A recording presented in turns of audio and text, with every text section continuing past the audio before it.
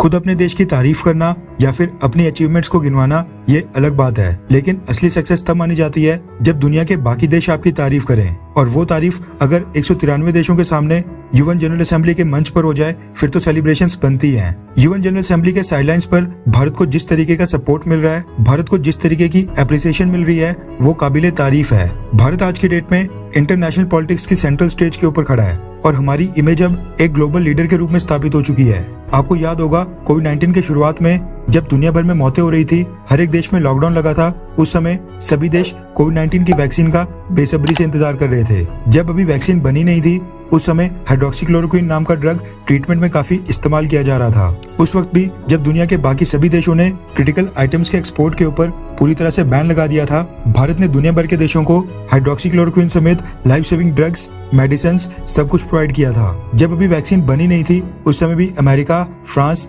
Britain, Russia और China जैसे देशों ने वैक्सीन मैन्युफैक्चर करने वाली कंपनीज को बड़े बड़े ऑर्डर पहले ही प्लेस कर दिए थे। उनको वैक्सीन एक्सपोर्ट करने की परमिशन नहीं दी थी, जबकि इन सभी देशों से उम्मीद थी कि ये दुनिया के बाकी गरीब देशों की मदद करेंगे, लेकिन मदद की भारत ने। भारत ने उस समय घोषणा की और वैक्सीन मैत्री की शुरुआत करके अनाउंस किया कि जिस भी कंट्री को कोविड-19 की वैक्सीन चाहिए होंगी, भारत कोवैक्स चैरिटी प्रोग्राम के साथ साथ बायलेटरल लेवल पर भी उस देश को मेड इन इंडिया कोविड-19 की वैक्सीन सप्लाई करेगा। वैक्सीन के साथ साथ लाइफ सेविंग ड्रग्स, कोविड-19 की testing kits, gloves, P P E kits और मेडिकल इक्विपमेंट जैसे कि वेंटिलेटर्स भी दिए गए।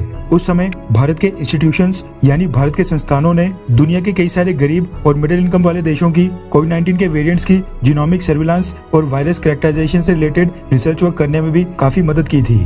इसके साथ ही कोविड-19 की वैक्सीन के प्राइसेस कम हो जाएं और मार्केट में वैक्सीन की सप्लाई बढ़ जाए, इसके लिए भारत ने वर्ल्ड ट्रेड ऑर्गेनाइजेशन में कोविड-19 की वैक्सीन के पेटेंट के ऊपर ट्रिप्स वेवर की भी मांग की थी। हालांकि वेस्टर्न देशों ने भारत की ये मांग आखिर तक पूरी नहीं की और आज तक कोविड-19 की वैक्सीन को पेटेंट फ्री नहीं किया गया है। कहने का मतलब है कि एक बेहद डिफिकल्ट समय में भारत ने दुनिया भर की मदद करने का प्रयास किया और खुशी की बात यह है कि दुनिया में ये चीज अच्छे से याद रखी जा रही है। रेफरेंस के लिए आपकी स्क्रीन के ऊपर द इकोनॉमिक टाइम्स के आर्टिकल का स्क्रीनशॉट है, जिसके मुताबिक यूएन जनरल असेंबली में जमाइका की विदेश मंत्री कैमिना स्मिथ ने वैक्सीन मैत्री के लिए भारत को आभार व्यक्त किया। जमाइकन विदेश मंत्री ने बोला कि जिस समय दुनिया के बाकी देश कोविड-19 की वैक्सीन को अपने तक विदहोल्ड कर रहे थे, यानी अपने तक सीमित रख रहे थे, इंडिया ने वैक्सीन आउटरीच के जरिए इक्वालिटी और म्यूचुअल बेनिफिट के सिद्धांतों का उदाहरण दिया। हम भारत और भारत के लोगों, प्रधानमंत्री मोदी और विदेश मंत्री डॉक्टर एस जयशंकर साहब के आभारी हैं। कैमिना स्मिथ ने कहा कि भारत शुरू से ही हमारा बहुत ही रिलायबल